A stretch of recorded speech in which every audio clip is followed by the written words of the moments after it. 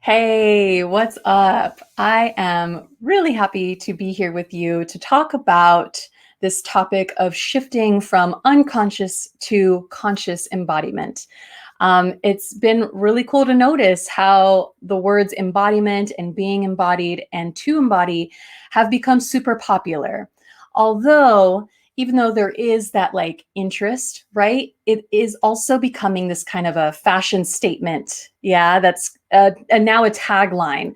And because of that, it is starting to get watered down. Yeah, and lost in translation, if I can say that. So it's really important to get into the finer details of what embodiment is so that we can actually experience the benefits that it has to share with us.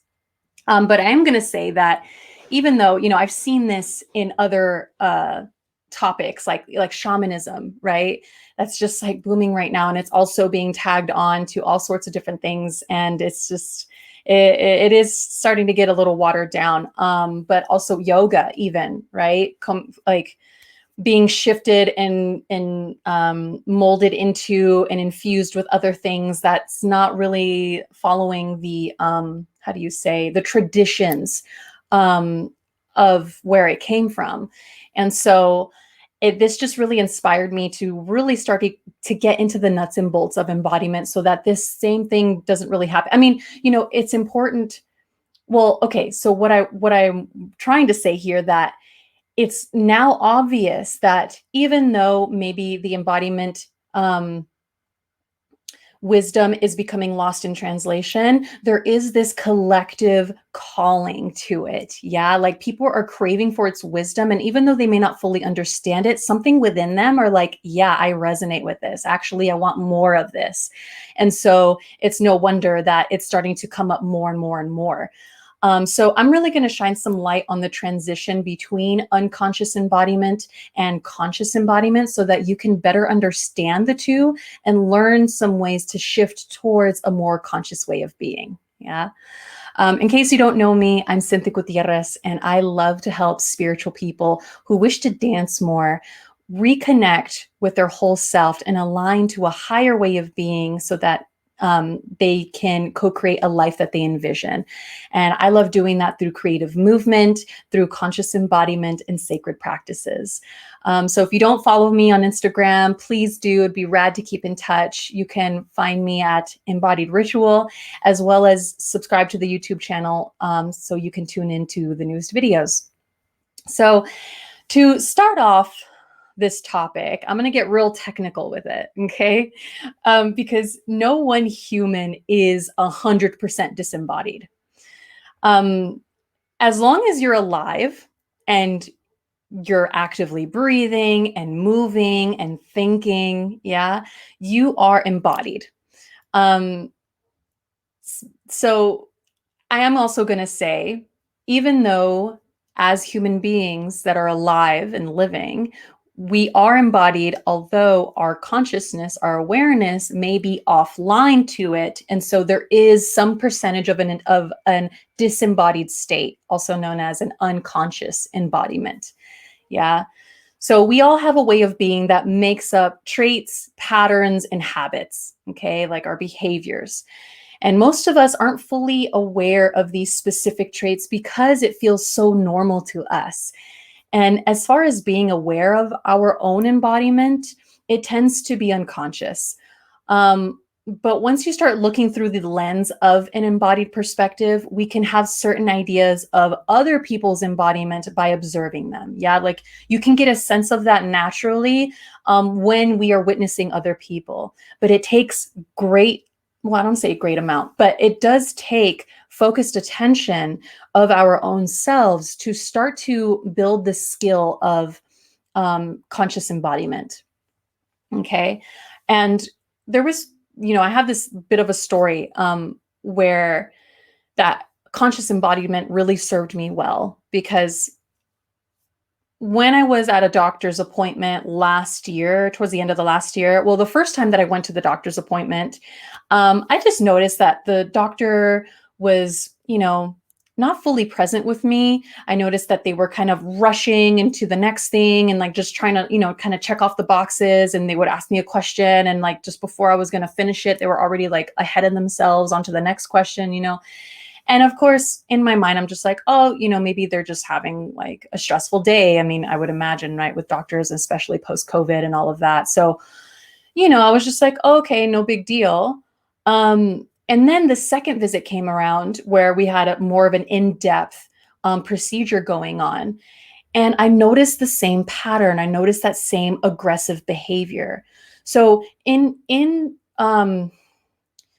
so when the first appointment that I had visited her, I thought maybe it was a state, kind of like a short-term thing where like, oh, right now I'm feeling kind of anxious and stressed, and so I'm behaving this way, which can be changed pretty quickly, right? If this is kind of a continuous practice and you're working on help regulating yourself. But once I got into the second appointment, I just started noticing that, oh, actually, I think this is more of just an aggressive and embodiment that this person has because of how constant and kind of unconscious it is for them that they were like rushing a lot and their eyes were really, really focused on what they were doing. And they weren't really like taking me in or the environment in.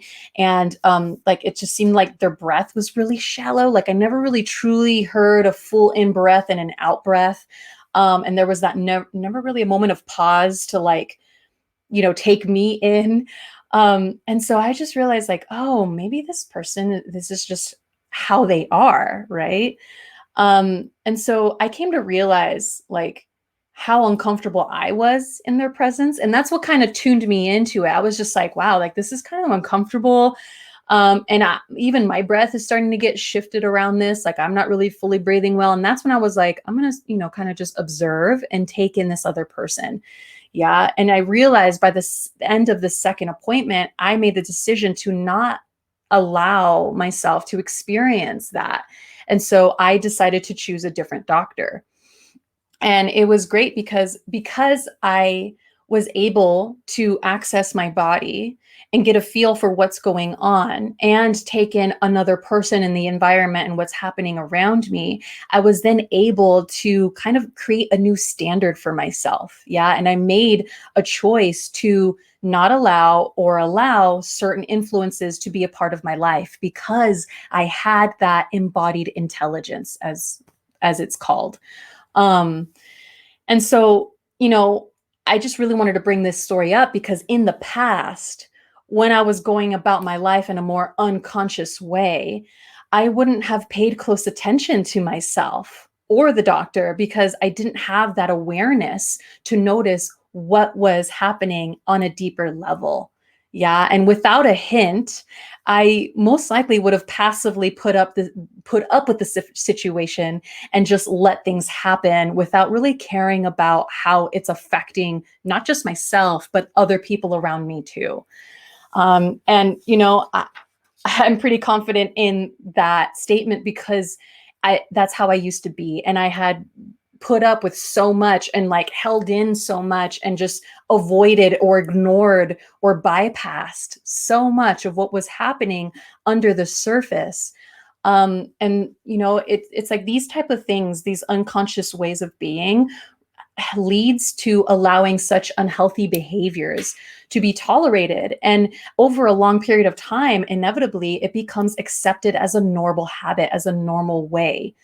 And all of that does is set us up as a destructive society, right? I mean, I don't really need to go through all of the examples around our world as to how being disconnected with ourselves and how we truly feel and being empathic, not only with ourselves, but other people and our environment and the world.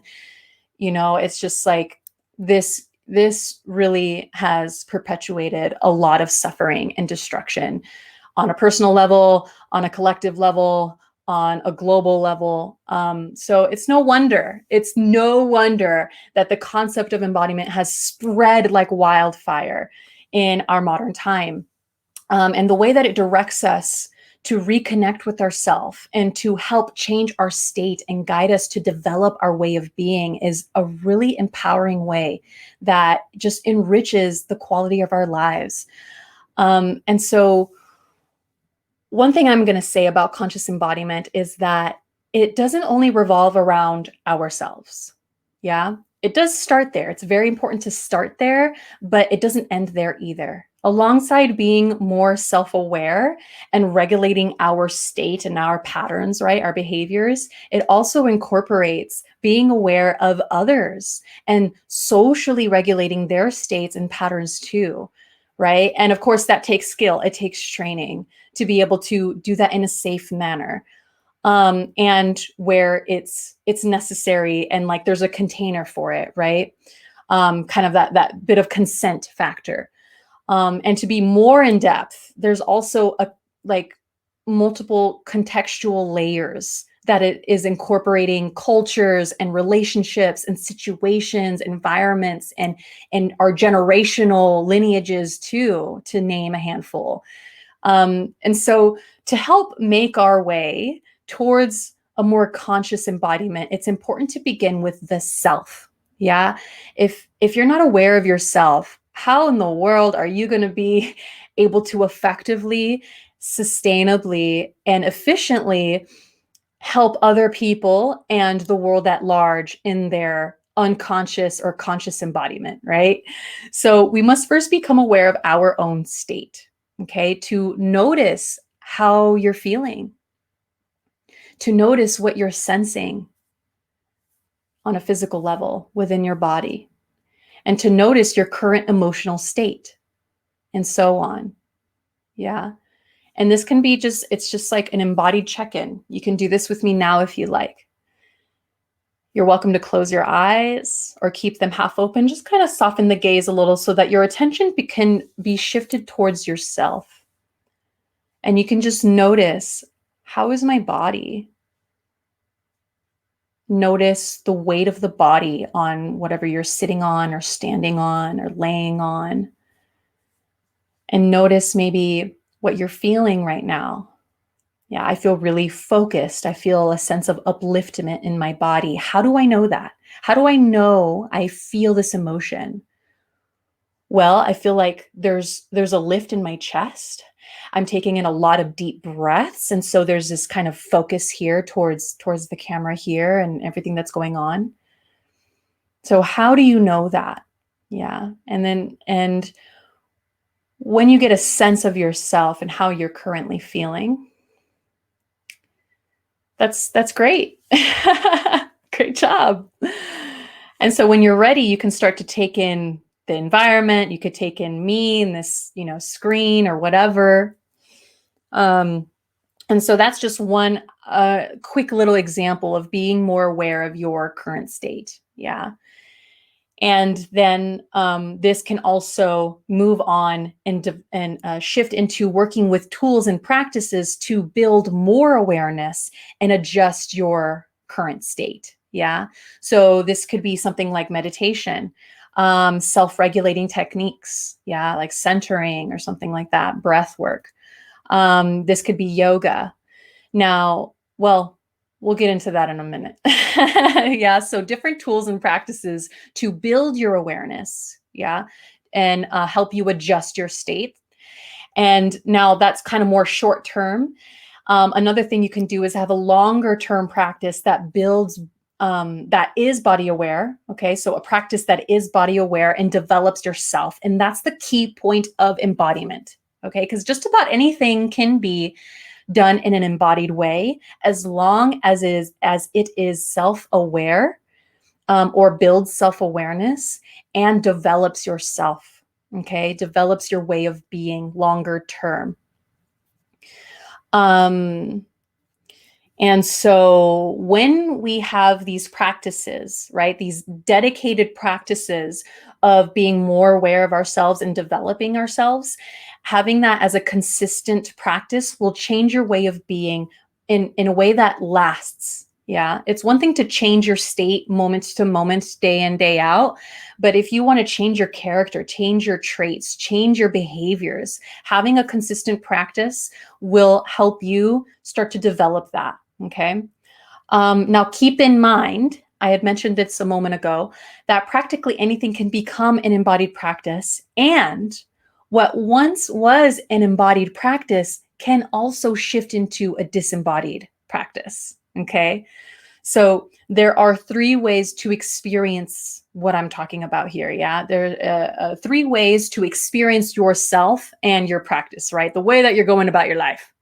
So one is a mechanical way of being, right? It's where, and also just like physical exercise. Some term that is related to this is mind over matter. Okay. Where the body is just, the mind is just controlling the body. Okay. And some people, this even comes up in language. Like, have you ever heard of someone saying, oh, this is just a bag of meat and bones? Yeah. Which also then, or some people will say the body is just a brain taxi. Okay, so then this holds the perspective that the body is just an object that is similar to a table. Yeah, it's just an object. It's just this thing that we just move around and it's not a part of ourselves. So there's the mechanical physical way of experiencing yourself. Then there is the body awareness way of experiencing yourself, also called mindfulness. Yeah, becoming aware of the body, becoming aware of what's happening around you, being aware of the body. So becoming aware of something, but still the body is outside of yourself. Like, I am aware of my shoulder. Like, even though I say my body, there's still this kind of distant, like, my awareness and my shoulder. They're separate. Yeah. And then we shift into the third way of self-awareness and development of the self. So being aware as a body, where the body is a part of you. It's an aspect of you, where the body is I, body as I. Okay. So then this kind of brings a sense of wholeness, right? And I see ourselves, this whole self, as body, mind, and spirit. Okay. And one example of this could be like yoga. Yoga, sometimes, especially if you do it really fast and maybe you're not kind of, I'll just say, if yoga is done really, really rapidly, or they're just not really paying attention to the body, yoga can become very mechanical. It can be very exercise based, and they're just going in to like get fit, right? Mind over matter yoga. And then there could be that mindfulness practice within the yoga of being aware, building body awareness of what's happening in your yoga practice. And then you can have a developmental aspect of your yoga practice where you are developing yourself in your yoga and you're more self-aware of what is happening through the body. That is also you. Yeah. And this also then is really helpful when you can, how they say, take yoga off the mat, right? So then you have that practice of that is building self-awareness and developing yourself beyond the mat, outside of the practice, into your everyday life. Yeah. So there's those three ways of experiencing yourself and various practices of embodiment or disembodiment. Yeah. So mechanical physical is a disembodied way of being. Body awareness is mindfulness. That is the bridge to embodiment. It's very foundational, but mindfulness is not exactly embodiment. It's kind of the gateway. Okay. Mindfulness builds the bridge into experiencing ourselves as a body. Okay. So even though we are innately embodied creatures, most of us are unconsciously embodied, or also known as disembodied. So to begin transitioning into conscious embodiment and kind of going over, summarizing what we just talked about, to begin transitioning into conscious embodiment, practice being aware of your state, how you are, work with tools to build awareness and adjust your state, and have an ongoing dedicated practice that is body aware and develops yourself. Yeah. And then again, keeping in mind, you can assess this throughout any point. It doesn't have to be during yoga or meditation or whatever. At any time, you can kind of be aware of like, oh, what, how am I being right now? Am I being more physical, mechanical, where I'm just like doing all the things and not really paying attention to my body? Or am I being more mindful, where I'm being more aware of my body and how I feel? Like right now I'm kind of cross-legged, but it's like my leg is about to fall asleep. So now I like when I shifted that body awareness, I moved my leg so that I can allow that circulation to flow, right? I'm being mindful of the body. Or you can shift into embodiment of being self-aware of the body, how we're being. Yeah. Okay. And I got to tell you that embodiment piece of being aware as a body, some people will want to get it right off the bat conceptually, but it is an experience. It is a felt, sensed experience of being human as a body. Okay. So yeah, I hope that was helpful. I'd love to hear your thoughts about this. And if this was interesting to you and you want to learn a self-regulating tool, then you're welcome to get my free guided practice called Centered Within. It's a short and sweet practice that's going to help you let go of other people's energy, call yours right back in, and come into more of a centered state with ease. Okay. And you can access it with the link in the description here, as well as I've got a little link, embodiedritual.com/CW. Okay. For Centered Within. So you can check that out.